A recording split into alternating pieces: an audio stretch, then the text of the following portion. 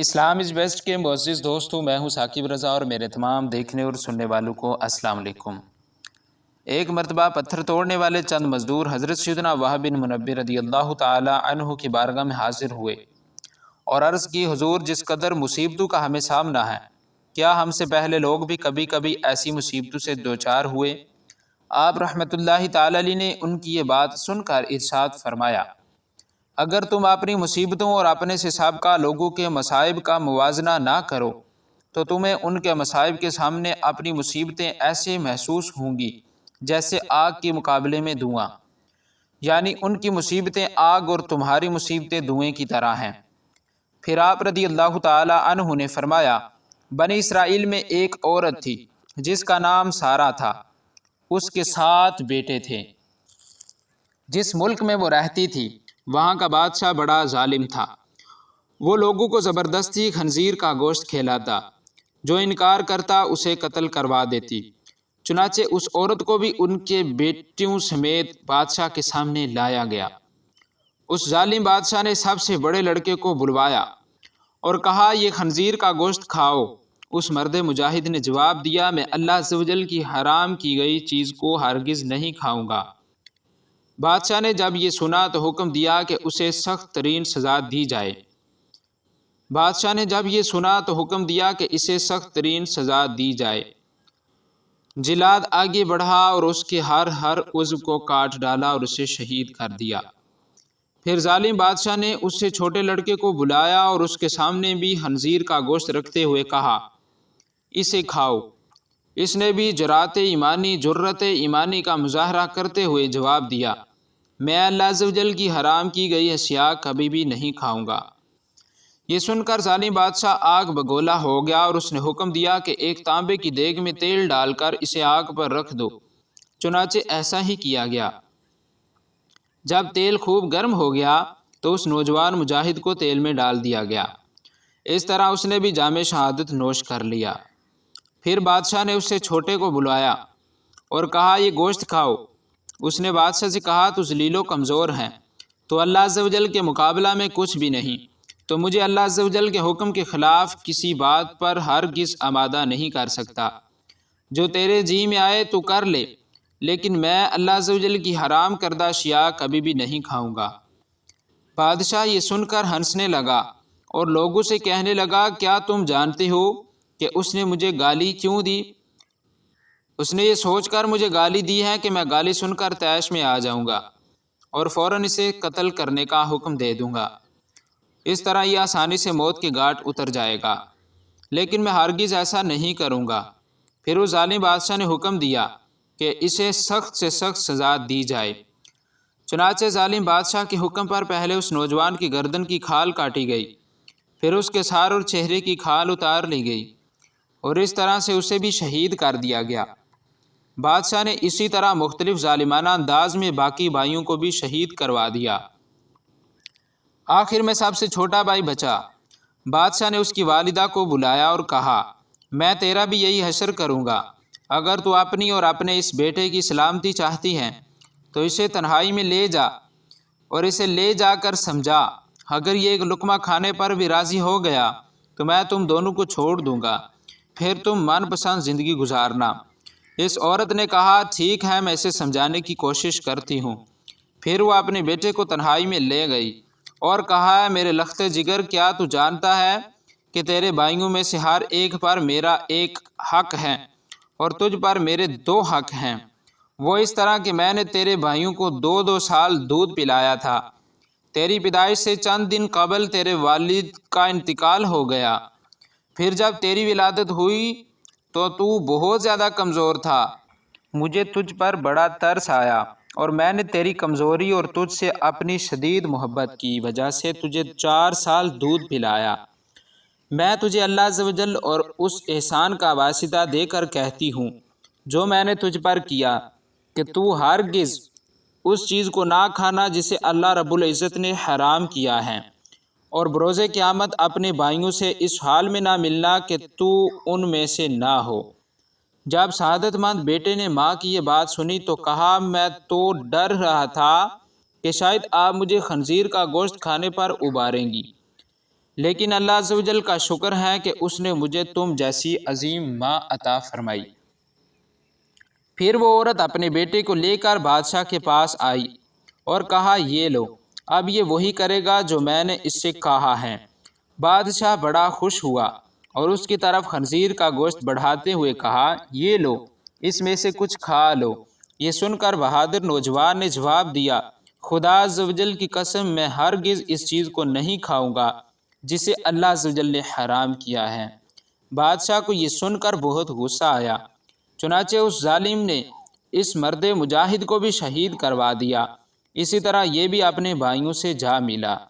پھر بادشاہ نے اس عظیم عورت سے کہا میرا خیال ہے کہ مجھے تیرے ساتھ بھی وہی سلوک کرنا پڑے گا جو تیرے بیٹوں کے ساتھ کیا ہے۔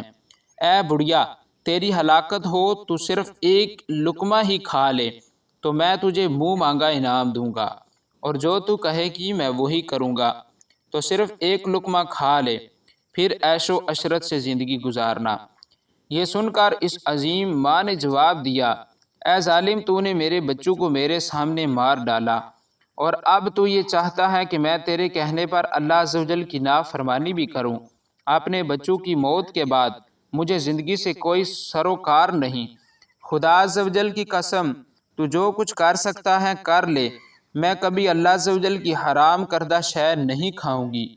یہ سن کر اس شفاق ظالم بادشاہ نے اسے بھی شہید کروا دیا۔ اس طرح اس عظیم ماں کی روح بھی اپنے عظیم فرزندوں سے جا ملی۔ سبحان اللہ عز و جل۔ ان سب نے ایک ایک کر کے اپنی جانیں تو دے دی، لیکن اللہ عز و جل کے حکم کے خلاف ورزی نہ کی۔ اللہ عز و جل کی ان پر رحمت ہو اور ان کے صدقے میں ہماری بے حساب بخشش و مغفرت ہو۔ تو پیارے دوستو، یہ تھی آج کی ہماری بہت زیادہ معلوماتی ویڈیو۔ میرے نئے آنے والے تمام معزز دوستوں سے گزارش ہے کہ ہمارے چینل کو سبسکرائب ضرور فرمائیں اور ساتھ لگے بیل آئیکن بٹن کو بھی ضرور دبا دیں تاکہ ہماری تمام نیو آنے والی ویڈیوز کے نوٹیفیکیشن آپ تک بآسانی پہنچ سکیں۔ ہمیشہ کی طرح دعاؤں کے ساتھ اللہ کریم آپ کا اور ہمارا حامی و ناصر ہو۔ اپنا اور اپنے پیاروں کا بہت سارا خیال رکھیے۔ اللہ نگہبان۔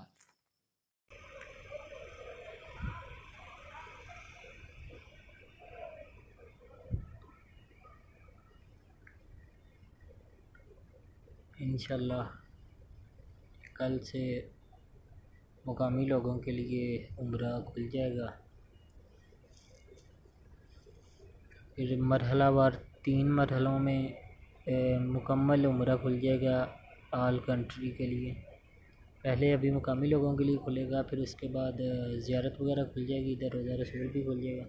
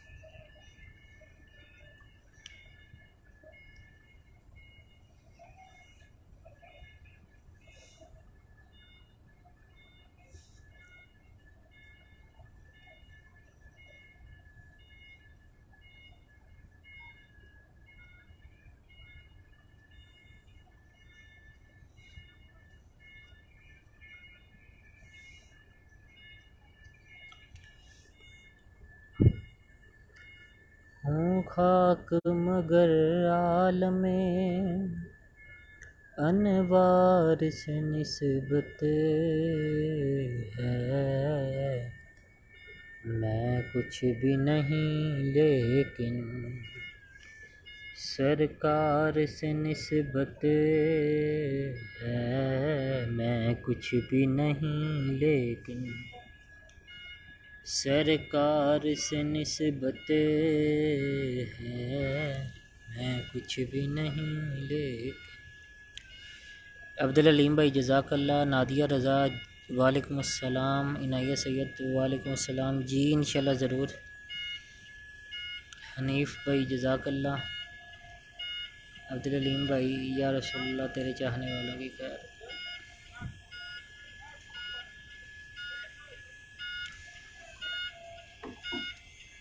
زاہد اشتیاق بھائی، جزاک اللہ۔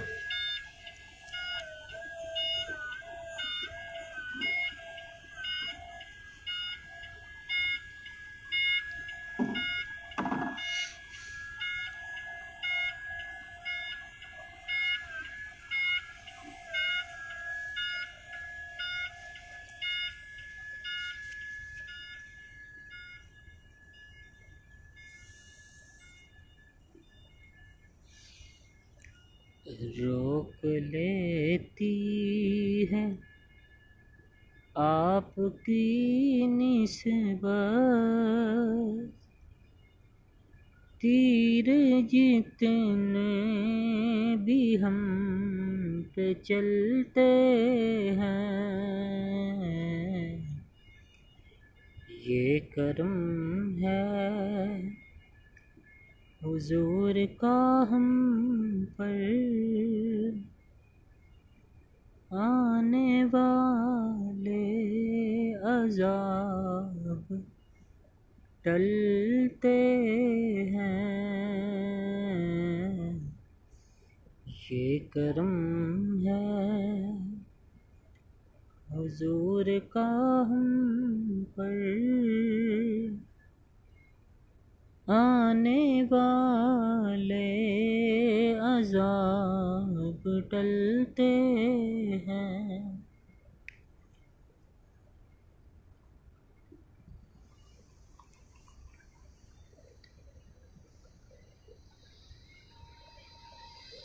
الصلاۃ والسلام علیکہ سیدی یا رسول اللہ وعلی آلہ وصحبہ یا حبیب اللہ۔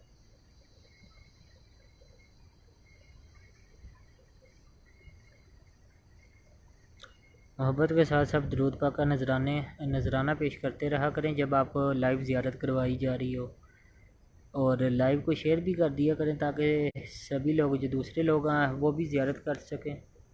اللہ پاک آپ سب کو جزائے خیر عطا فرمائے۔ جو نیو ممبر ہیں وہ پیج کو فالو کر لیں، لائک کر لیں، سی فرسٹ کر لیں تاکہ روزانہ آپ کو جب زیارت کروائی جائے تو آپ کو نوٹیفیکیشن ملتا رہے اور آپ زیارت کر سکیں۔ اللہ پاک حضور کا صدقہ، مدینے والے کے صدقے اللہ پاک آپ سب پہ اپنا کرم کرے اور سب کو با ادب حاضری نصیب فرمائے۔ الصلاۃ والسلام علیکہ سیدی یا رسول اللہ وعلی آلہ وصحبہ یا حبیب اللہ۔ السلام علیکم ورحمۃ اللہ وبرکاتہ۔